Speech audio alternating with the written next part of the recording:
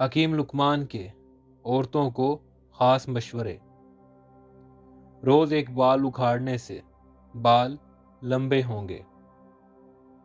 काला नमक सर पर लगाने से बाल मजबूत होंगे। सोते वक्त लीमू चाट लो, नींद अच्छी आएगी। नहाते वक्त सेब खाओ, डिप्रेशन कम होगा। शहद को सिरके में घोलकर कुल्ली करें, 90 साल तक दांत गिरने का नाम नहीं लेंगे। रोटी नरम और फूली हुई खाया करो, कमर की चर्बी और पेट की चर्बी कभी बढ़ेगी नहीं। चेहरे पर ज्यादा खुश्की रहती है तो दही में 2 दाने चने पीसकर मुंह पर रोज लगाओ।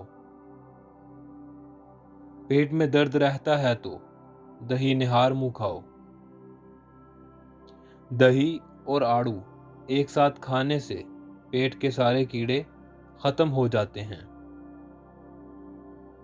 चेहरे पर महासे और दाने हैं तो रोगन जैतून और रोगन कद्दू को मिक्स करके सोते वक्त मुंह पर लगाओ। घर में लकड़ी की बनी हुई तमाम चीजों की सफाई में नमकीन पानी इस्तेमाल करो, जल्दी साफ होंगी। दही पर जमी हुई मलाई को कील महासों पर लगाएं, कील महासे 2 दिन में मिट जाएंगे। प्याज काटने के बाद हाथों से उसकी बू खत्म करने के लिए हाथों को नमक से धो लें।